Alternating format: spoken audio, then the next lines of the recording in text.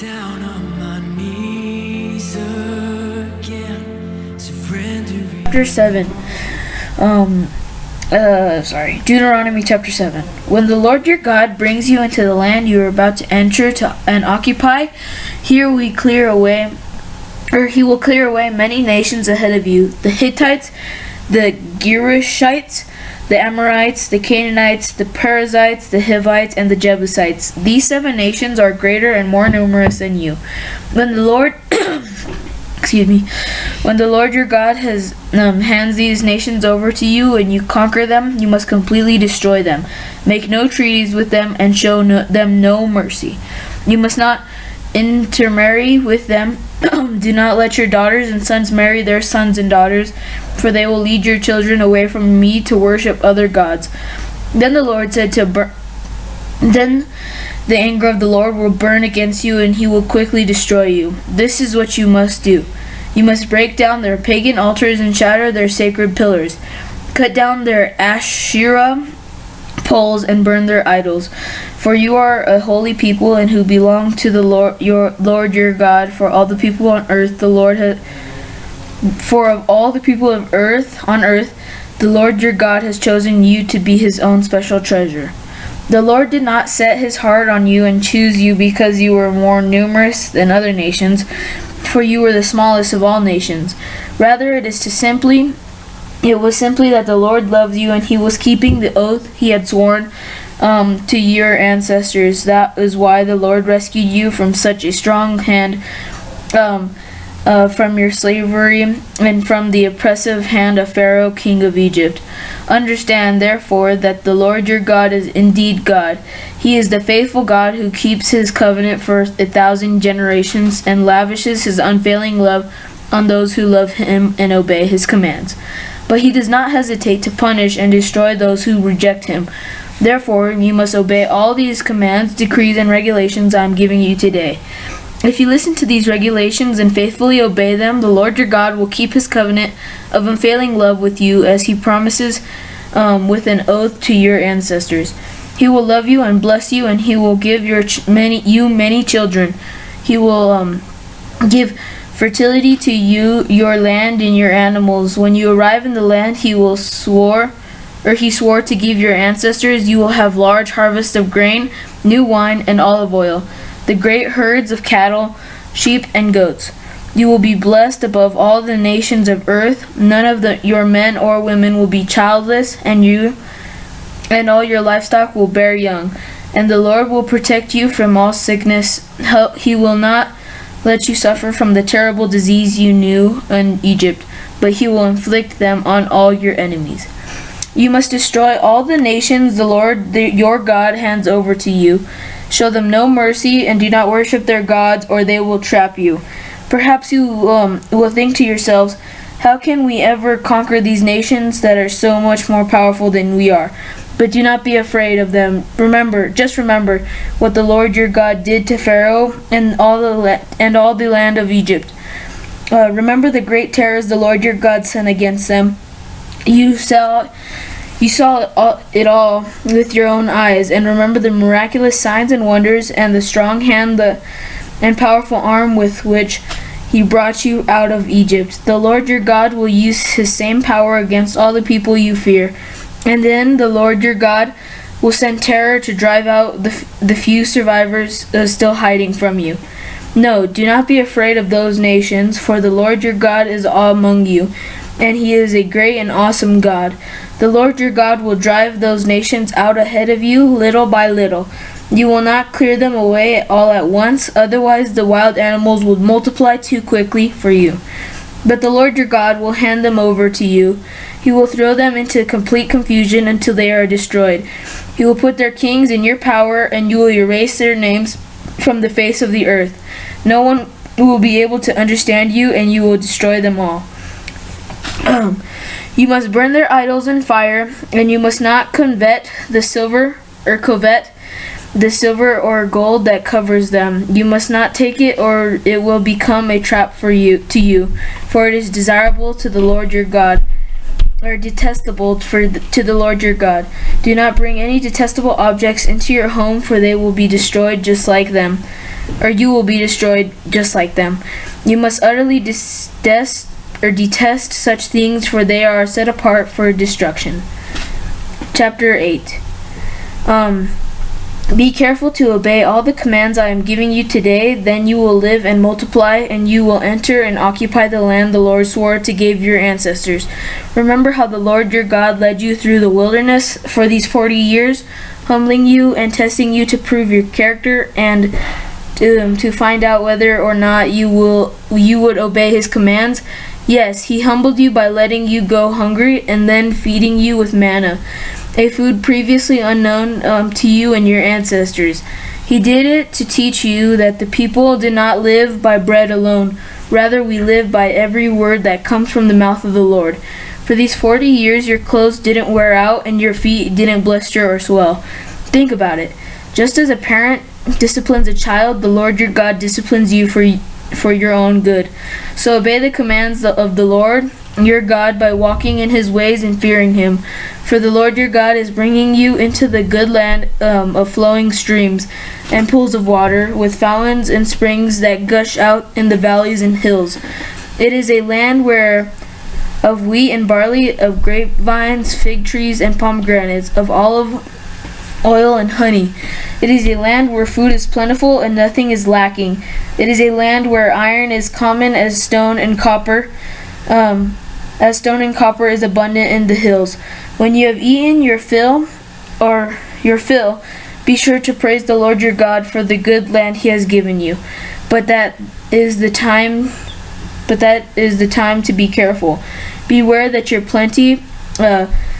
in your plenty you do not forget the Lord your God and disobey his commands, regulations, and decrees that I am giving you today.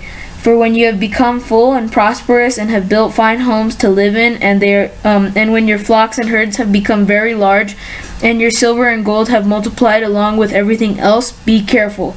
Do not become proud at that time and forget the Lord your God who rescued you from slavery in the land of Egypt.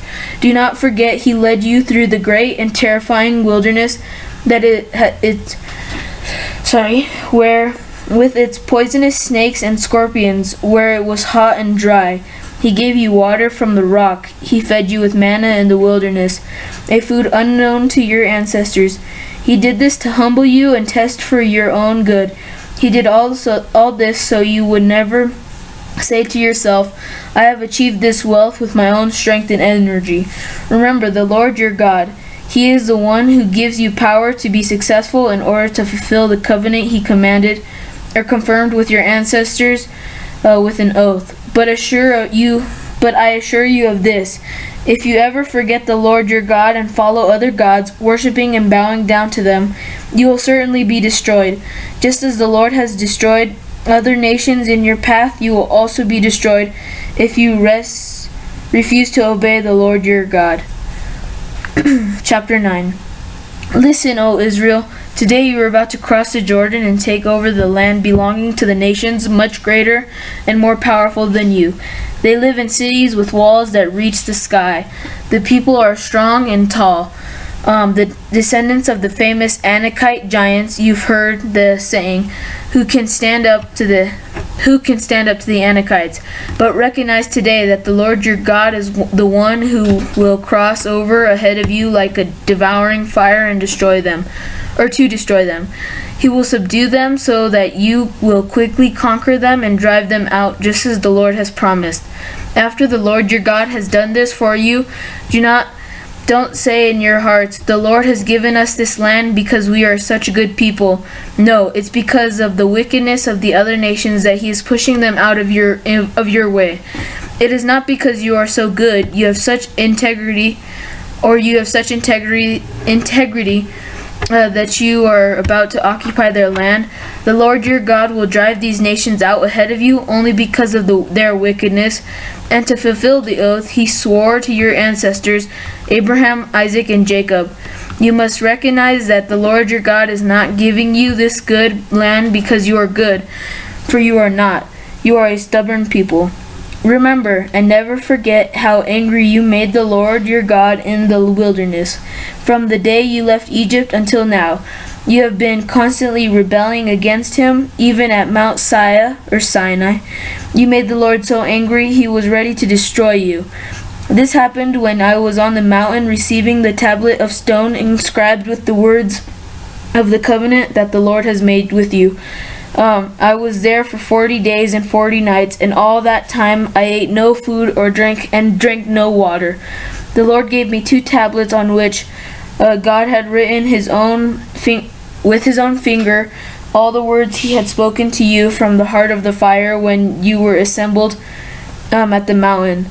At the end of the 40 days and nights, the Lord handed me the 2 stone tablets, inscribed with the words of the covenant. Then the Lord said to me, "Get up, go down immediately, for the people you brought out of Egypt have corrupted themselves. How quickly they have turned away from the way I commanded them to live.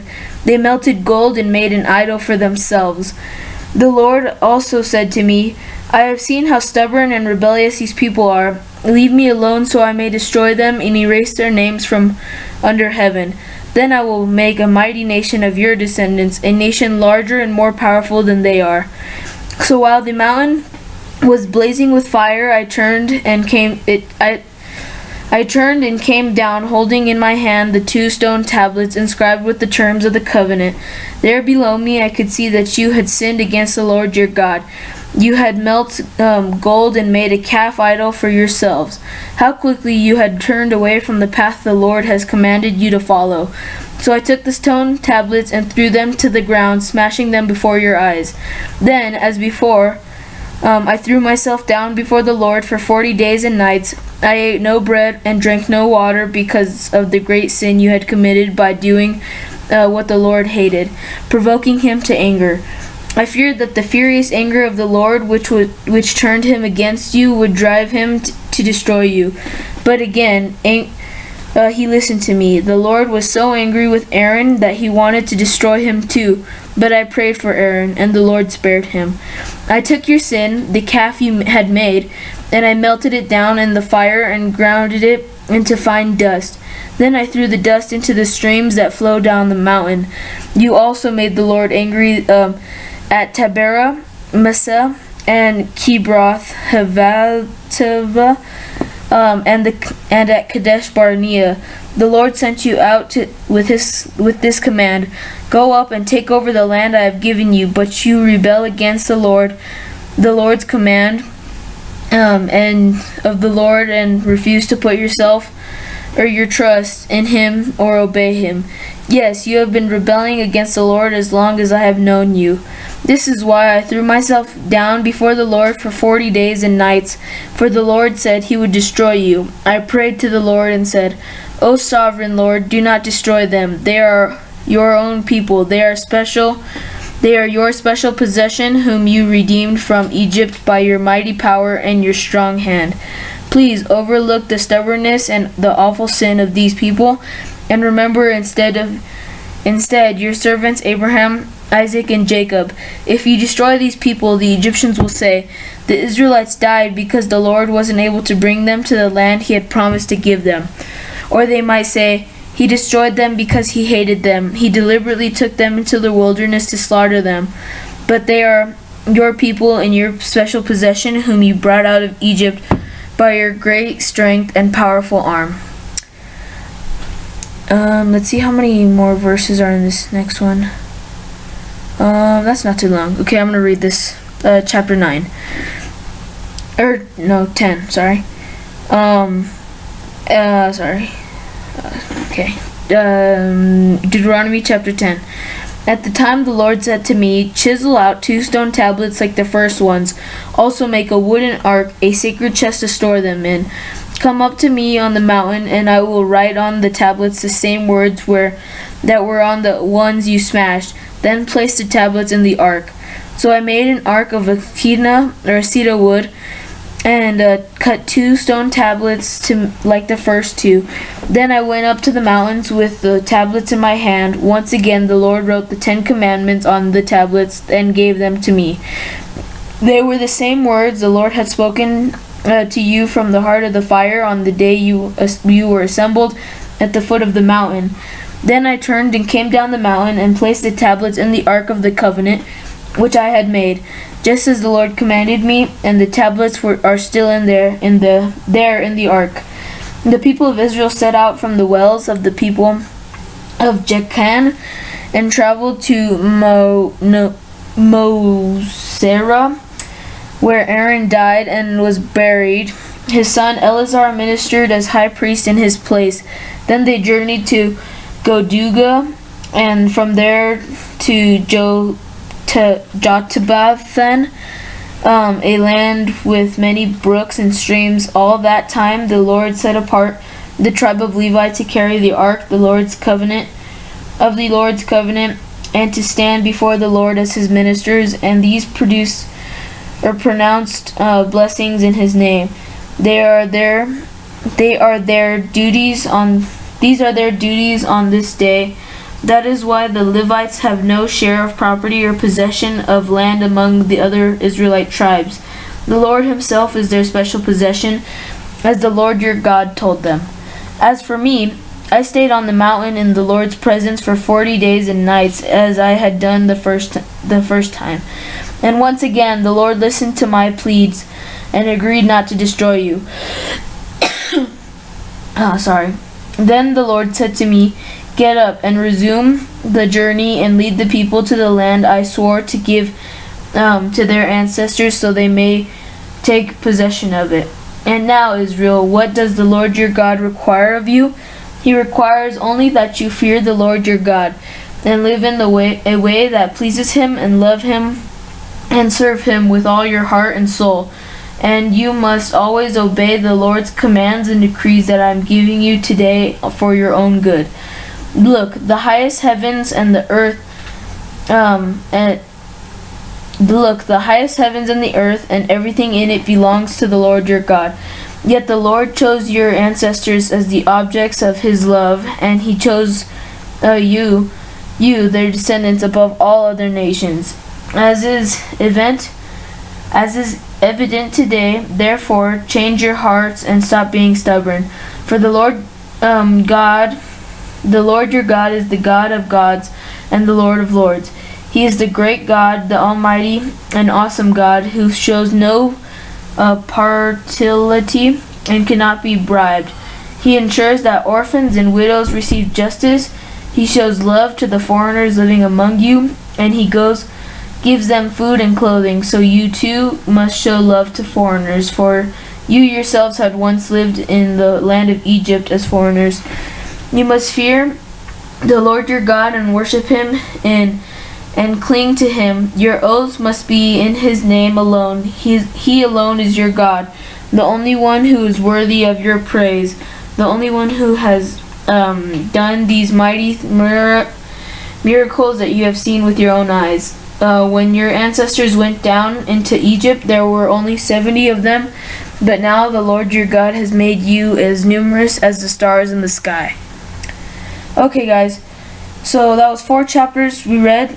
Chapter 10, 9, 8, and 7. So kind of going backwards here. So chapter 10, so these are all, again, Moses talking. I think that's going to be a big part of Deuteronomy, is basically Moses talking and him summing up the process of leaving Egypt to now, where they're taking the land and dividing it up to the people. So chapter 10 was a lot talking about Moses taking the stone tablets back up to the Lord and making the Ark of the Covenant for the tablets. He also all of these are talking about how the people never to forget the Lord in anything, and never to forget that he's the one that took them out of Egypt and, helped them to survive these 40 years. Or 44 years, I forgot. So then, chapter 9 is talking about how Moses is kind of, again, he's talking about how he's getting the tablets, the 10 Commandments, but also how the people rebelled again and again like by making the gold calf, and by doing all the different things, like being stubborn and not listening to the Lord. And that's a lot of chapter 8 and 7, or 9 and 8, sorry. And he's just talking about how they just keep rebelling and they're stubborn people. And that's somewhat of, I think, why God chose them. And it's just like he said, it's not because of their integrity, it's not because they're such a good people, but it's because, or not because they're such a good big nation. It's just because he's the people that God chose, and he doesn't want all the wickedness from all the other people in the world. So that's what he's choosing them. That's why he's choosing them. So a little bit again of chapter 8 is just telling them, the people, to remember what God has done for them by giving them manna, giving them water, helping them to survive those 40 something years. And then again, just Moses talking about them disobeying and being a stubborn people, and just not doing what the Lord says all the time like they're supposed to. And then chapter 7 is talking about basically how the Lord is bringing them into the land, and he's just saying wipe them out completely. That's why he made them, or used them as their people, because that's what he wants to do. He wants to get all this wickedness, all the Hittites, the Gerishites, the Amorites, the Canaanites, the Perizzites, the Hivites, and the Jebusites. Like, he just wants them out of there, and he's going to make them into a giant nation. So he wants all the bad people basically gone, but he also needs to fulfill the promise that he gave to their ancestors, Aaron and those people. And then it also just talked about just to remember the Lord and everything that he does, and just telling them to burn their idols and everything, just have no mercy on them, destroy everything that is theirs basically, and just take like all the you could say sheep and stuff as plunder, like they've been doing to these past places. So yeah, so that's pretty much it for today, guys. Hope you enjoyed. Like, comment, subscribe. We got 4 chapters in today. I'm pretty excited about that. And it was only 22 minutes, so that wasn't too bad. So thank you guys for watching. Comment, like, subscribe, and I'll see you guys all tomorrow. Bye.